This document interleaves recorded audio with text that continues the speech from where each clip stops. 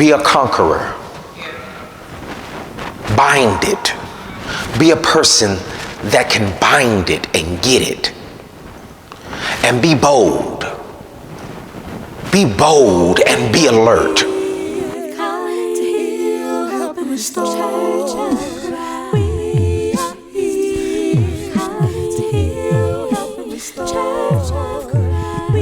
The Bible says, be strong, be someone that binds, be someone that's a conqueror, be bold. Why? So that you can take my instructions and you can observe to do everything that's in the Word.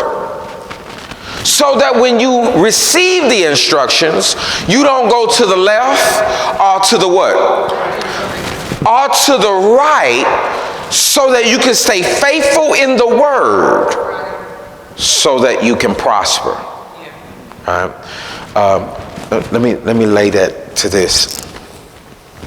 Have anybody ever received instructions and they say, hey, this is what I want you to do.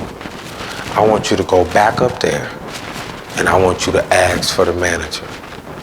And this is what I want you to say.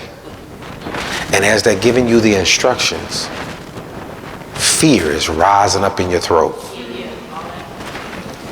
Somebody said, wait a minute, they did what? Okay, this is what I want you to do. And they're giving you instructions. I want you to tell them they not finna do. And in your mind, you're saying, but wait a minute. What if they get mad? Some people don't like confrontation. Some people don't like, and so I'm not going with you, but I'm with you. So I'm giving you a word. And when you get this word, I want you to do everything that I'm telling you to do in the word. Don't deviate. Say everything that I'm about to say. And say it the way that I'm about to say it. And if they have an issue with what you say, then you come and let me know, and then I'll handle it from there. But before I handle it, I need you to follow the instructions. So when you go up there, I want you to go up there and I want you to take what belongs to you. And if anybody has a problem, this is what I want you to say. So you get in there and you're nervous. You're looking around to see, and you hoping you don't have to run into nobody, and you can just do it and handle it. And you go up there, and then there's conflict. So you run back and say, I tried, and they tell you, no, I want you to go back and tell them, no, you're going to give me some. And you're like, oh my goodness, I don't want to do this. So you know what you want to do? You want to say, I don't want it anymore. To avoid the conflict, to avoid the back and forth.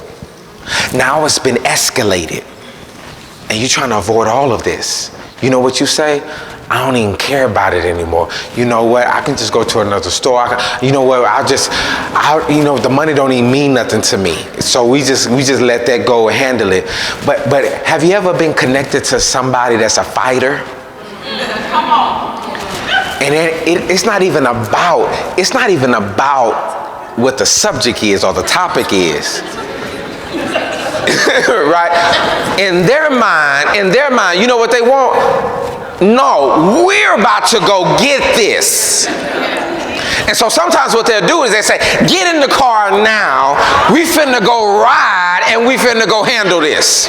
They get in the car and they say, now I want you to go, and they're behind you.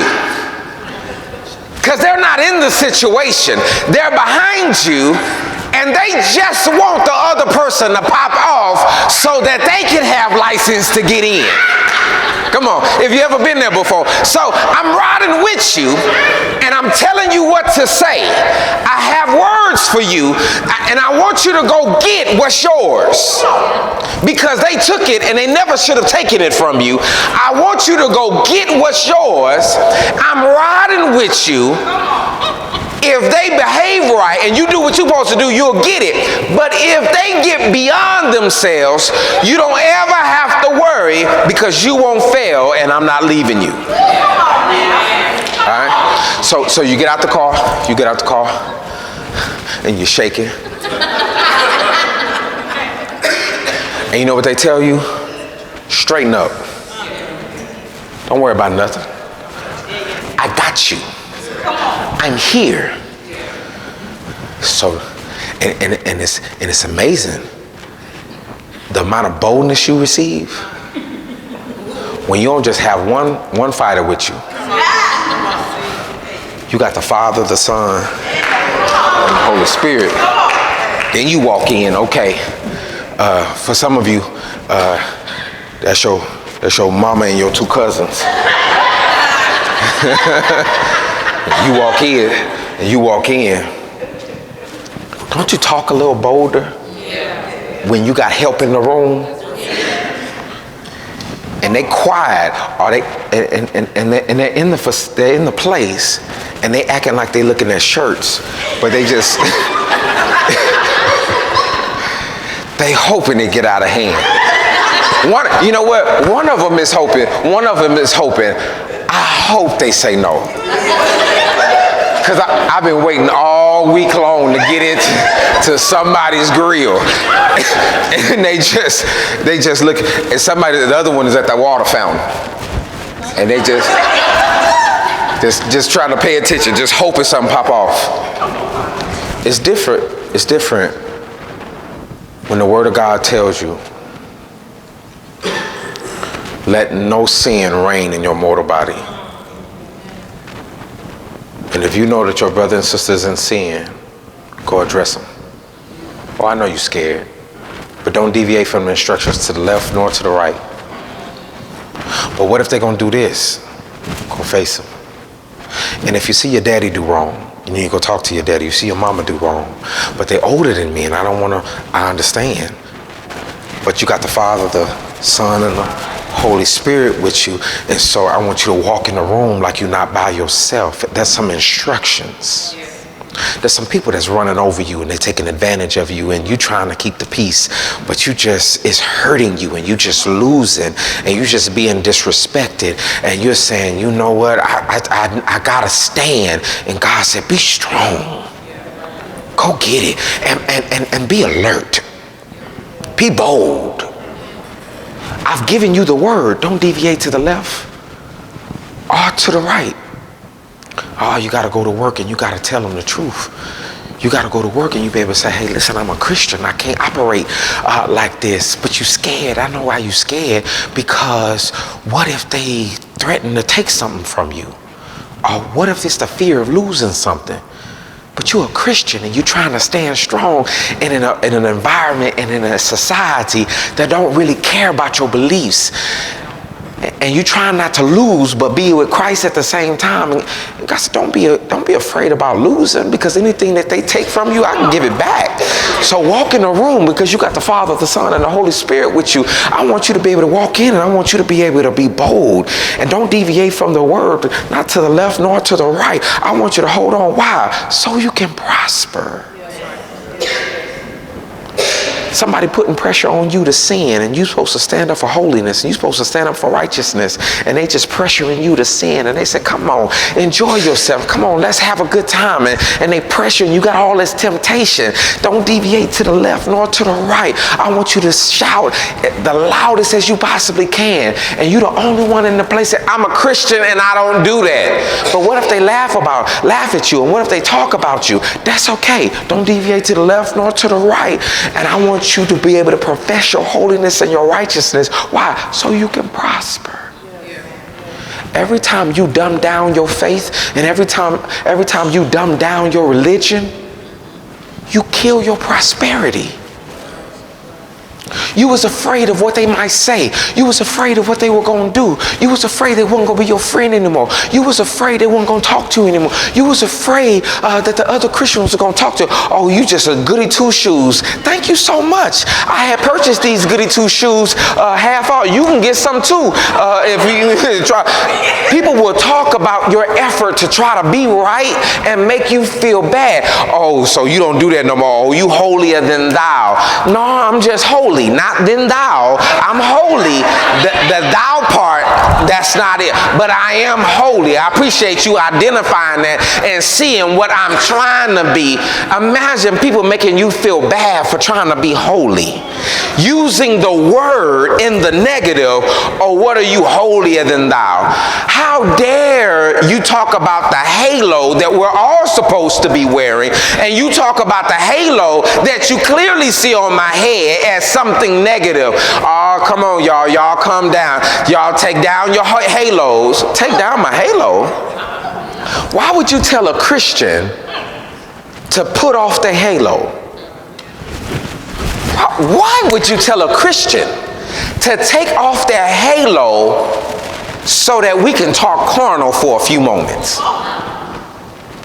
What's going to offend you is when I lose my halo and I come at you carnal and I'm never able to pick up my halo again. You don't want to see me without my halo. Fear thou not, for I am what? Be not dismayed, for I am thy God. Well, why would I be dismayed? Because what you're about to face is going to be difficult.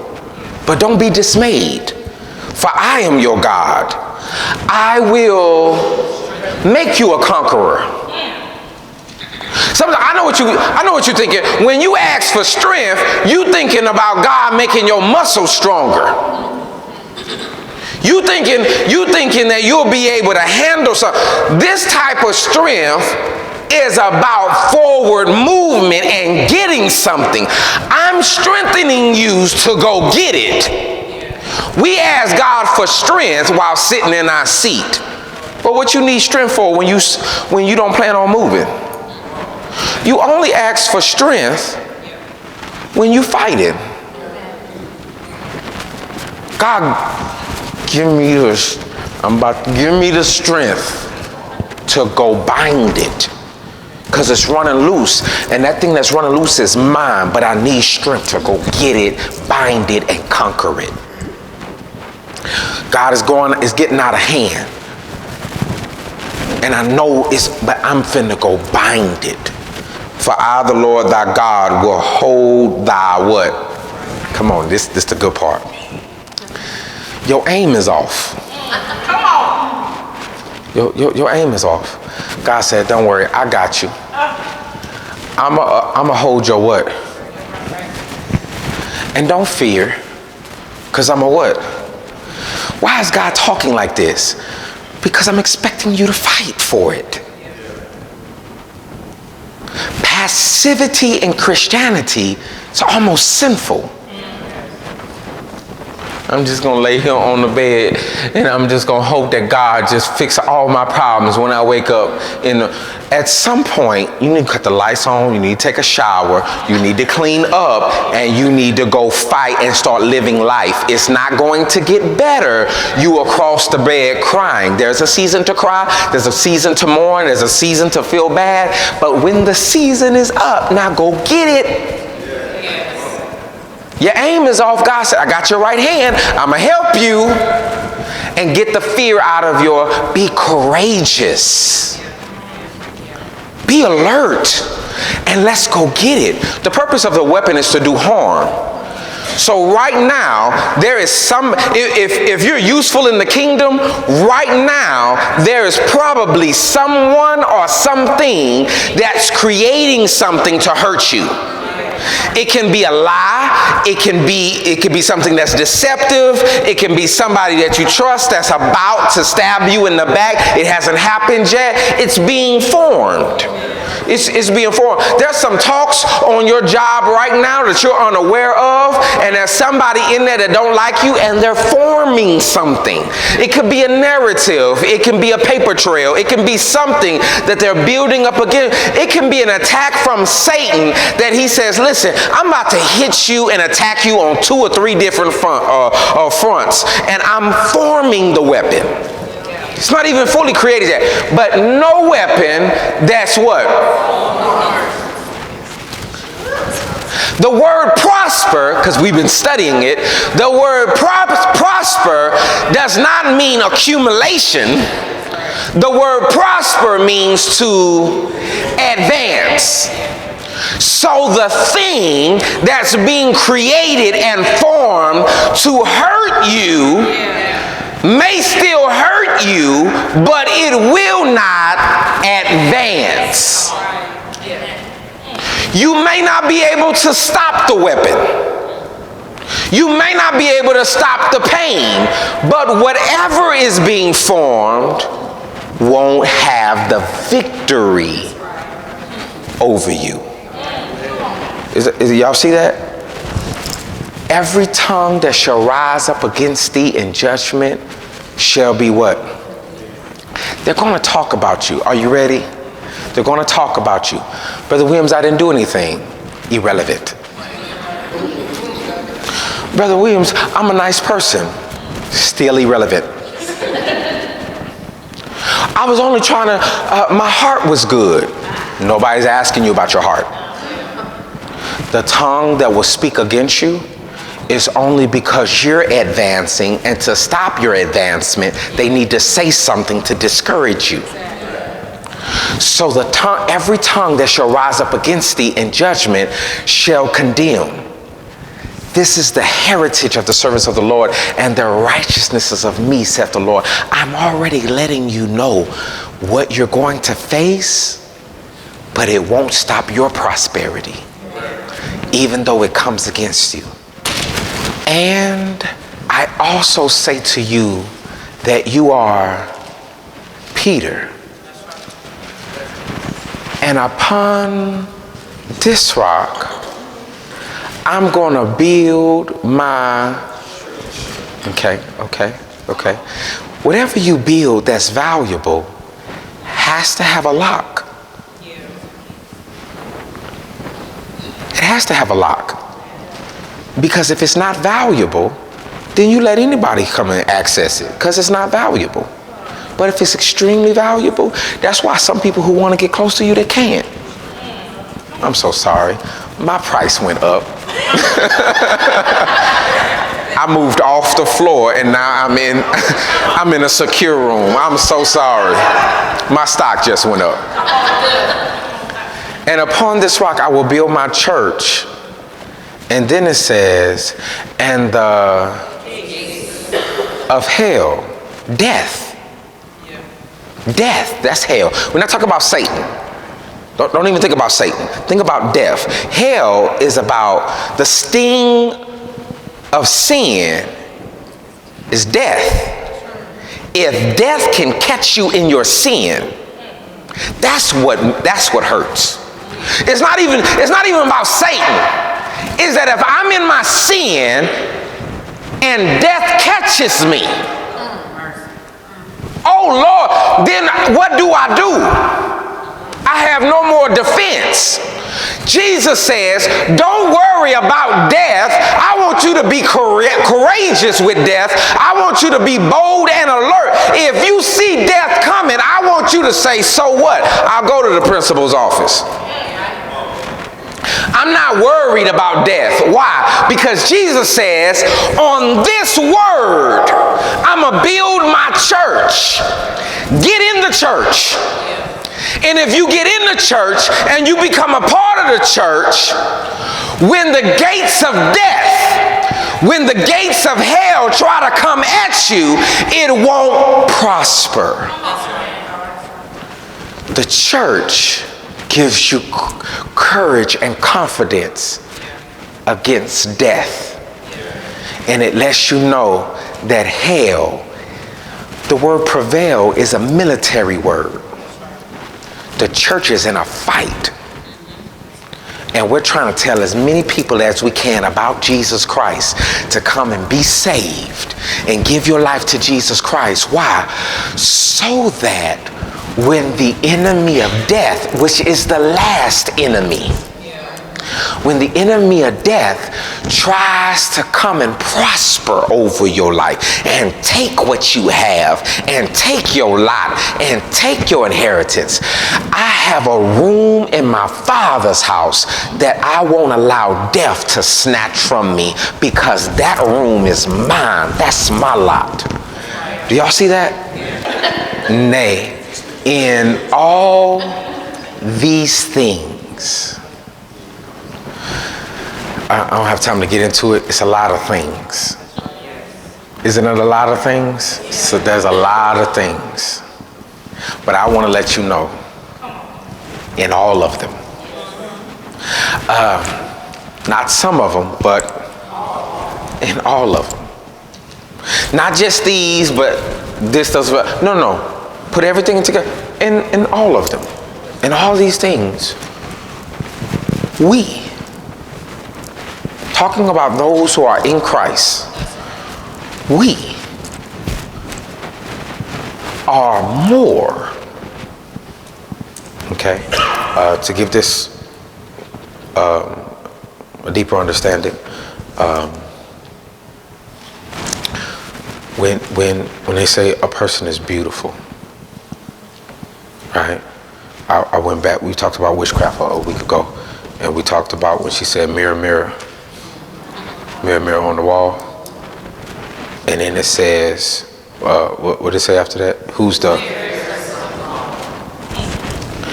She said, "I don't want to know who's fair, because then that's a long list." The question that she had, you're going to go back and look at it and be like, you're going to come with an intellectual view. She did say that. Who's the? I want to know who's the most. That's what she was asking. She said, out of all of them in the, who's the most of them all? And the answer that she wanted to hear her name.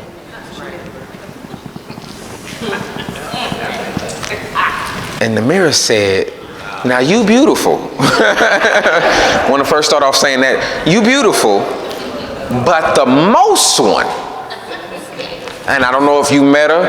You maybe go down by the creek or something. Maybe y'all have ran into each other. Because if you asking the question, then obviously you have not seen her. Because then you wouldn't be asking the question. But if you trying to find out, you've been in this castle this whole time and you don't get out much. You trying to find out what the community look like. Who out in these streets that's the baddest? That was her question. Who out in these streets is the baddest? And so the mirror said, "You beautiful, but Snow White is that's the baddest one in these streets. That's the baddest one. You're gonna need to find Snow White." She became angry. She became angry because she realized she's beautiful, but there's another level. So here I'm closing.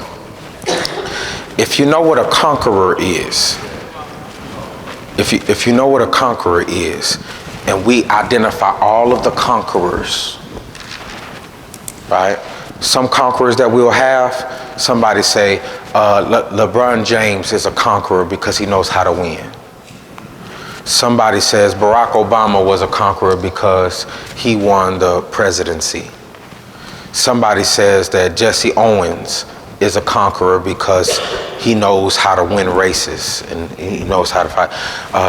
Somebody says that Rocky Balboa, Rocky Balboa is a conqueror because he knows how to take a lick and keep on ticking, and he knows how to fight. You may have some personal people that you know in your life that has faced some difficulty and then they were able to overcome. Now what the scripture says is this: if you know what a conqueror is, I want to let you know you are more than that. Write the list of all the conquerors that you know, of people who know how to conquer. Somebody says Napoleon is a conqueror. Somebody says that this nation or this war. Somebody says George Washington, our first president, he was a conqueror because he went out and he was able to defeat the army. Now, write all the conquerors in history that you know. And then what God is saying to his church: you are more than that. So act like it. Go fight.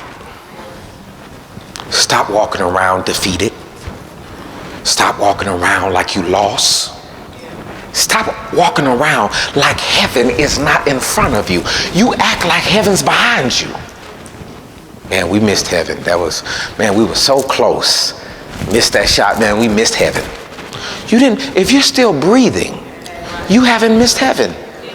If you're still breathing, it's still in front. Walk like you have hope. Wake up in the morning. Open up the blinds like heaven's in front of you.